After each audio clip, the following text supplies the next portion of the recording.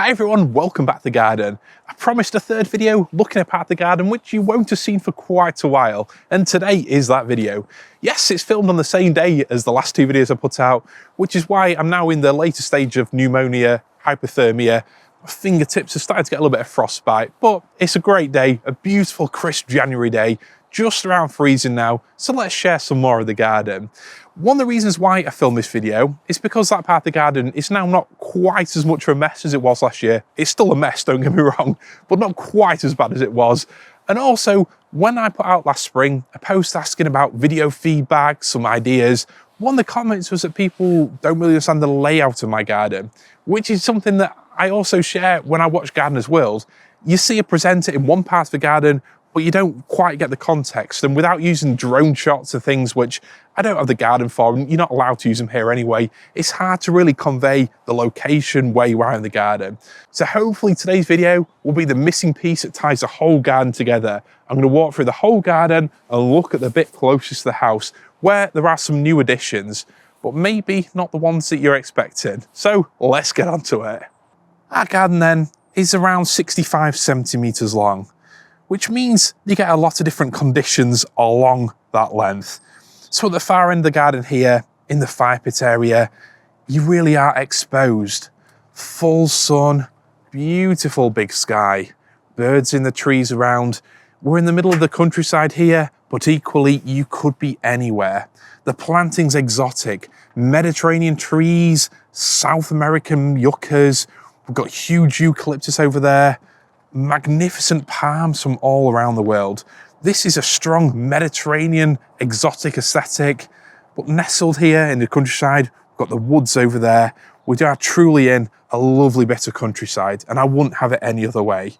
But this part of the garden here is a good 60 odd meters from the house, and it really is a journey getting here.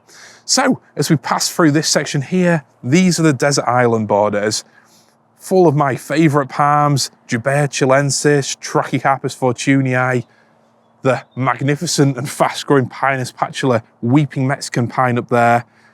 As we head further into the garden, the sun diminishes and you start to really become enveloped in a jungle.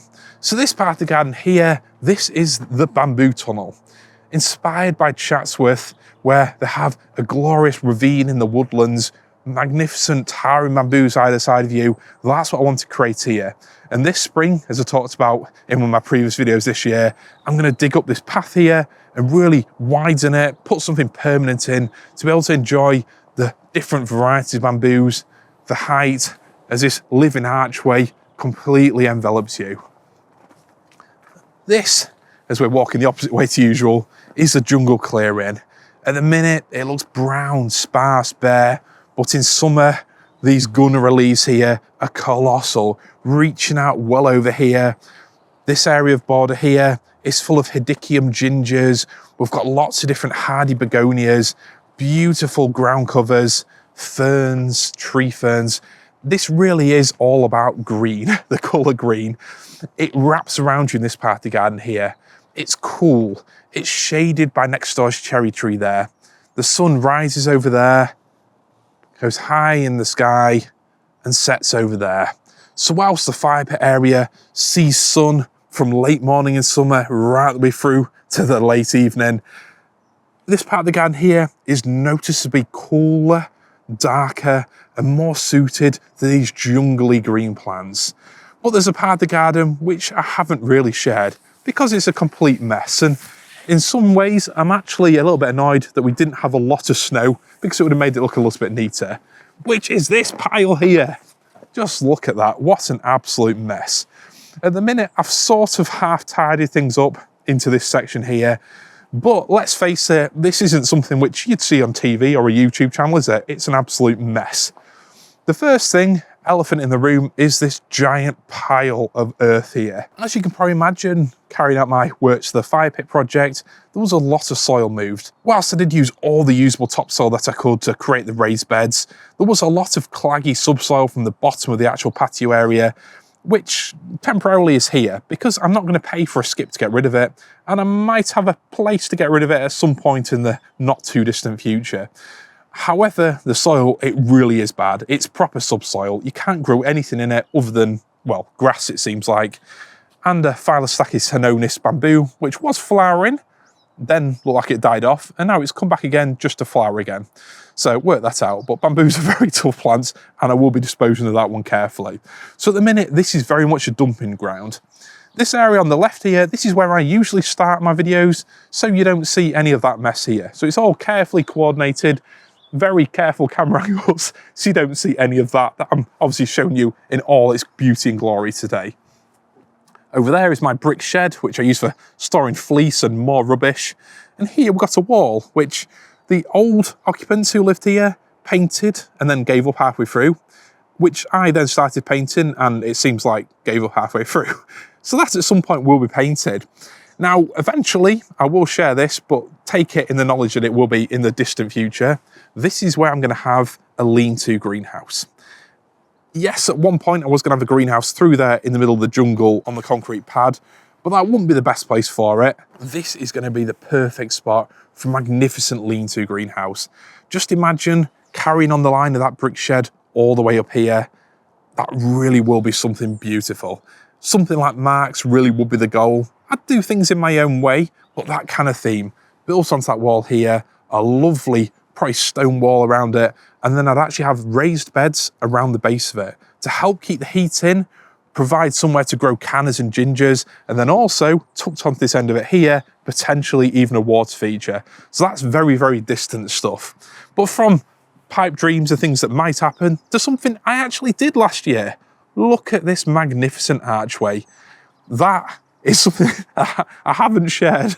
I was going to share it last year, the project, but to be honest, the garden around it was such a mess, I never got round to it. These sleepers here, I cannot emphasize enough how heavy these are.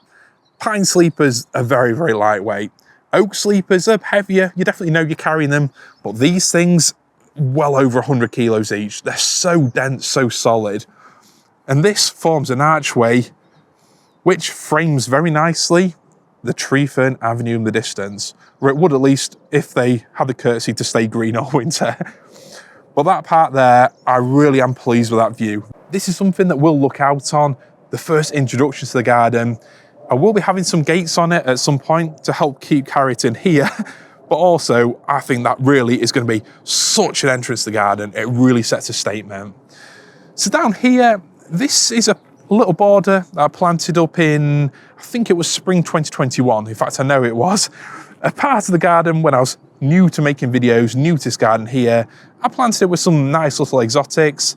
However, the Fatsia japonica, I planted too close together. They just got too big for the place. And this little palm, this waggy, well, to tell you the full story, this is the one palm that I let my wife plant. Ceremonially, of course, took it out of its pot, and it basically got thrown in the hole. So whilst I'm not blaming her for why it hasn't grown at all, it hasn't grown at all, and that may be the reason. But I've got some of the palms which I might replace it with. Let's face it, it's now been 4 years and it's not grown, so I might swap that out for another Trachycarpus. Over this side here, this is the border which you may have seen me plant with some winter interest. So I don't know if you can remember, but we've got Mahonia Sweet Winter. We've got that big boulder there which took some real effort to move. We've got some other Trachycarpus hybrids. Look at that Mahonia Sweet Winter, looking truly majestic now. The midday sun still frosted over, only just starting to melt. And then we've got other various Sarcococcus, a little rubus scrambling around now, covering the ground.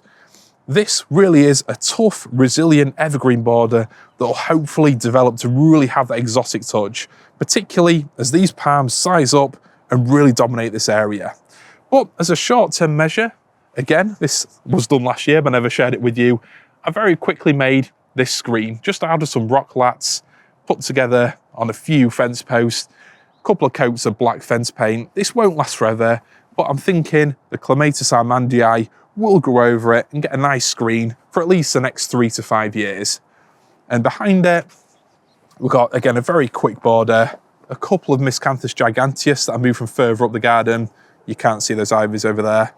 And then here, a beautiful other grass, which I've actually grown for its winter interest, and these glorious seed heads there. That was, I think, rotophile, that one, another Miscanthus. So, medium-term plans. You're probably wondering why I'm just facing that way and not looking around. And that's because, yes, we've got some new additions. And I know what you're thinking, these aren't for me. Whilst pink is my colour and I am a big fan of trampolines, that one just isn't big enough for the height that I want to achieve. So that is definitely Harriet's trampoline. In addition to the garden last year, I've left this part of the garden under, we'll say, strict instructions, but also a little bit of meeting in the middle and compromise because I have got the rest of it. This part of the garden here will be the family garden. We've got this little thing here, which I don't know what it is, some little adventure playground. Another slide there in case that slide and that slide aren't quite thrilling enough. And then the trampoline over there, which although Harriet likes jumping on it, the dogs go absolutely crazy running around the top. It's just absolute madness. Now, for those of you who came round to the garden last summer when I sold a few plants off, you might have walked in and thought, what is this? This isn't the garden that I've seen on YouTube. This area here, it was an absolute builder's yard, full of so much mess. Pots of plants that I was hanging onto in case they bounce back, just wood and stone and all the pieces that you need for a garden. You need to have somewhere to keep them, but it definitely didn't look good. So last autumn, I had a day basically uncompacting this ground here, digging it up, and I planted a load of Narcissus actaea bulbs.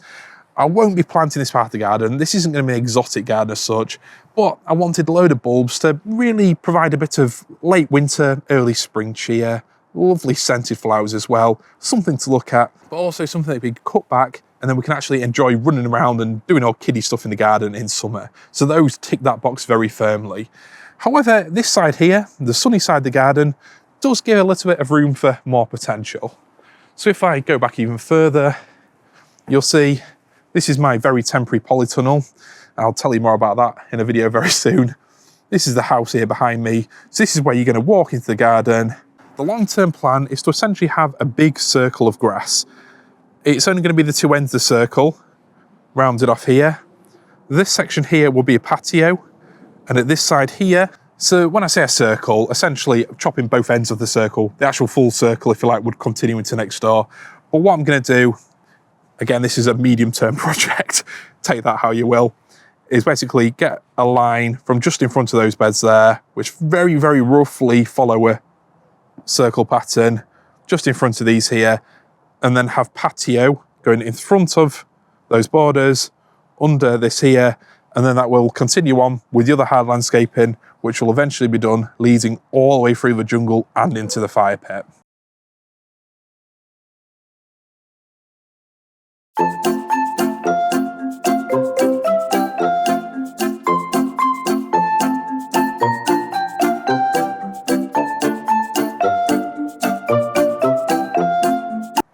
So there will be a nice neat circle which will help neaten the garden up, and it'll also help give an edge so you can actually cut the grass up to it without strumming into the stones over there, which is a bit of a nightmare. But that does leave this border here. Now, obviously I could go full exotic. I could also get divorced, lose the family and inevitably the house. So compromise again, it might be a dirty word, but it might well come in here. What I'm going to do, because I've got over here the gravel bars running down this fence here, I am going to put a raised bed running all the way down here. So there will be a patio in the corner now where this polytunnel is. That only stays up literally for winter. But I'm going to have a raised bed, we'll say about a metre or so, maybe 1200 mil in, potentially made with sleepers, just so it's a little bit more child friendly if Harriet falls or leans on it. And to fill it, I'm using a lot of the soil from the jungle part of the garden, from the bamboo tunnel and the surrounding areas, the good soil, not the claggy subsoil. So that border, I can actually use for a few of the plants I moved from the jungle garden that weren't quite in the right spot. I could put a few macanas in here. Having a raised bed and also in full sun does give you some potential for growing some of the half-hardy bulbs, rhizome plants like that. Plants that will bulk up nicely in summer with a good watering and feeding, but also have a bit of winter protection. And then also down here, we're going to have maybe vegetables for Harriet, flowers, whatever she and my wife want to grow in this section here so they can really do what they want. So essentially, it's not going to be an exotic jungle garden. And at least for the short to medium term, it's going to very much look like this. but I wanted to share this part with you to hopefully give you a little bit more overall context to the garden, why I don't really feature this in my jungle garden videos, and possibly a little glimpse at the overall plan for the garden. So at some point in the future, we'll walk down here, beautiful plants all on that backside there, glorious daffodils down here if you come in late winter, early spring. This section here, those grasses will eventually be out, so will that fence, and there'll be a big raised bed here with exotics all around here. Huge, great big lean-to greenhouse in there, where I can also film videos when it's raining outside. I know, what a privilege. All this earth will be moved from here, and I'll actually dig out into the soil to create even more earth as well, but I'll get rid of it or use it in one great big go. That'll then be tied into my little shed there. All this rubbish will be gone. This area down here will eventually have the same hard landscaping running all the way through, or at least complementary landscaping. My plan for this area here, where my camera stuff is currently, I was thinking about one of those really heavy duty egg type chairs and get a custom steel frame made up. We'll see, something a little bit sculptural, like a sort of pergola, but with a little bit of distinctive character, but that's for when I've got the spare money to do it. Definitely not this year. And then the jungle clearing, seeing as we're very firmly in future dream world, these gunner oak will be growing magnificently upwards. Big leaves towering over your heads, but not pushing in your face as you're trying to walk past. There'll be a little bit more room to walk here. And I need to decide what I'm doing with this area here. I can't, although it would make a lot of sense practically, get away with digging all this out in one go because I don't have enough space to actually use the earth at the minute. There might be a development of that in the future. So, as I mentioned in my previous video, my priority for late winter is to get this section dug out here. Prepare this area to have more of a crusher path, to gradually slope up to this level here, connect the two parts of the garden, and use all this earth down here, which will be perfectly good, to actually create the raised beds. But long term, I do want some kind of consistent, coherent, hard landscaping to run all the way through the garden. But I do know there's a lot of digging required to get all the earth out before that point. And even if I did it with bound gravel, it will still take a lot of money and a lot of time to get it sorted. So then, walking through the garden, I like to think that as these bamboos fill out here, this area will take on its own atmosphere without any work from me. But as we head out, this section, I do want to keep a bit more tropical planting because as we'll say, permanently planted other areas up, I think there's an element of losing the sort of summer tropical look that I enjoy so much, but it's definitely more work intensive. So maybe have a smaller area of colocasias and things, but that's something that I'm mulling over in my mind. And then we're back to the fire pit, the real destination in the garden. Not just in terms of it being the end of the garden, but where I want us to spend the most time, where we're going to enjoy most of the sun, and where the planting really comes to an astonishing exotic crescendo. That's what it's all about. And although as an exotic gardener, it's easy to moan about the seasons, challenging winter spells like today, cold, grey summers, rainy autumns, springs that never truly warm up. Ultimately, I enjoy gardening before any specific kind of plants. I enjoy being outside. I enjoy being in nature. And being outside with the bird song in a rural location, beautiful countryside around, seeing the sunlight, breathing in clean air, being somewhere where you could be anywhere, that just brings so much joy. And as I develop more of the garden, that's what I really want to focus on. It's not just a case of specific plants. It's not just a case of specific projects. It's about the overall experience of being outside, not just for me, but for the family, friends, and people that visit as well. And that includes you. So I hope you enjoy seeing this little overview of the garden. I hope it's given a bit more perspective of how the different projects come together and what I'm aiming for down the line. It will be a truly beautiful garden one day we'll say, but ultimately that garden is not this destination. I know it's cliche, but it really is about the journey, and one that I hope you enjoy me sharing with you. So anyway, it's time for me to get inside, finally get some lunch, a cup of warm tea or coffee. But I hope you enjoyed watching, and I hope you're having a great week. I'll see you soon. Thanks for watching. Bye.